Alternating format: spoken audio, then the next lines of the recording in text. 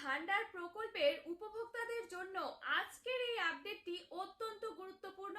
কারণ আপনি যদি জুন ও জুলাই মাসে এই অন্নপূর্ণা ভান্ডার প্রকল্পের টাকা পেয়ে থাকেন, কিন্তু আগস্ট মাসে এই টাকা নাও পেতে পারেন। কারণ এই অন্নপূর্ণা ভান্ডার প্রকল্পের রিভেরিফিকেশনে এই 5 ধরনের মহিলাদের নাম সম্পূর্ণভাবে বাতিল করা হয়েছে এবং এই নিয়ে রাজ্যের কড়া নির্দেশ কি সবকিছু আজকের এই ভিডিওতে বিস্তারিতভাবে আলোচনা করব।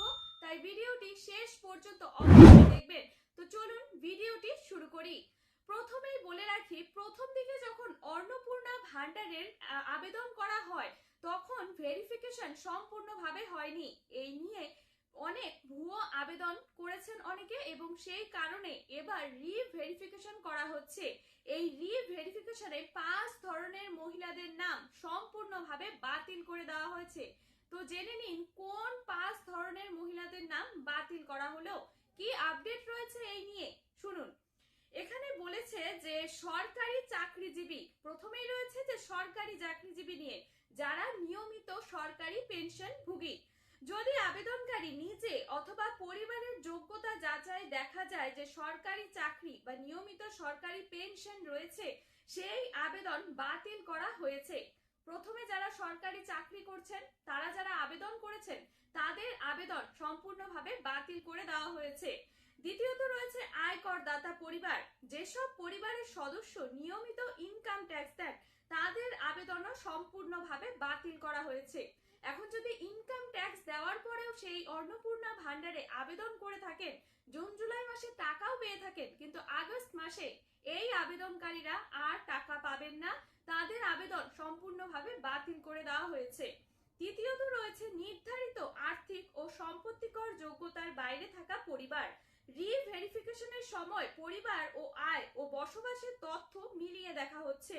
বিশেষ করে যেসব আবেদনকারী প্রকল্পের যোগ্যতা শর্ত পূরণ করছে না, তাদের নামও বাতিল করে দেওয়া হয়েছে। চতুর্থ রয়েছে জিএসটি নথিভুক্ত ব্যবসায়ী পরিবার। এখানে বলেছে যে আবেদনকারী বা পরিবারের সদস্যের নামে সক্রিয় জিএসটি থাকলে এবং প্রকল্পের নিয়ম অনুযায়ী অযোগ্য, সেই আবেদনও বাতিল করে দেওয়া হয়েছে। প্রথমেই বলা হয়েছিল যে যারা জিএসটি দেবেন তাদের কিন্তু এই সরকারি প্রকল্পে আবেদন করবেন না, কিন্তু অনেক আবেদনকারী রয়েছেন যারা ভুল তথ্য দিয়ে এই প্রকল্পে আবেদন করেছেন, তারা এই রিভেরিফিকেশনে তাদের নাম বাতিল করে দেওয়া হয়েছে। পঞ্চমত রয়েছে ভুল তথ্য বা নথিতে গরমিল। এখানে বলেছে যে আধার ও ব্যাংক অ্যাকাউন্টের তথ্য যাদের মিলছে না, যারা আধার ও ব্যাংক অ্যাকাউন্টের তথ্য ভুল দিয়েছেন, ভুয়ো নথি ব্যবহার করেছেন, সেই আবেদন বাতিল করে দেওয়া হয়েছে। এছাড়াও আবেদনকারীর স্থায়ী বাসিন্দার তথ্য, প্রয়োজনীয় নথি এবং অন্যান্য যোগ্যতার বিষয়গুলি রিভেরিফিকেশনে খুঁটিয়ে দেখেছে। এবার আসি রাজ্যের কড়া নির্দেশ কি, রাজ্যের কি কড়া নির্দেশ কি দিয়েছে জেনে নিন। এখানে বলেছে যে প্রশাসনের নির্দেশ অনুযায়ী এবার কোনো আবেদন শুধুমাত্র কাগজে কলমে নয়, প্রয়োজনে মাঠ পর্যায়েও যাচাই করা হচ্ছে। ভিডিও এবং এসডিও স্তরে আবেদনপত্র, নথিপত্র এবং তথ্য মিলিয়ে দেখা হচ্ছে, যাতে অযোগ্য কেউ এই প্রকল্পের সুবিধা না পায়। যেসব ক্ষেত্রে ভুল তথ্য ধরা পড়েছে বা যোগ্যতার শর্ত পূরণ হচ্ছে না, সেই সব আবেদন বাতিল করার নির্দেশ দেওয়া হয়েছে। অন্যদিকে যারা প্রকৃতপক্ষে যোগ্য, তাদের নাম দ্রুত চূড়ান্ত করে আগস্ট মাসের কিস্তি পৌঁছে দেওয়ার লক্ষ্যে কাজ চলছে।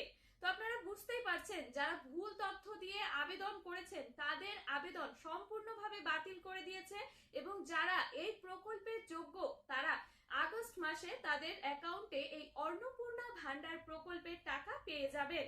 তাই যারা ইতিমধ্যেই টাকা পেয়েছে তাদেরকেও পরামর্শ রয়েছে, তাদেরকে বলেছে যে ব্যাংক অ্যাকাউন্ট, আধার, আবেদনপত্রের তথ্য এবং প্রয়োজনীয় নথি সঠিক আছে কিনা একবার মিলিয়ে নিন।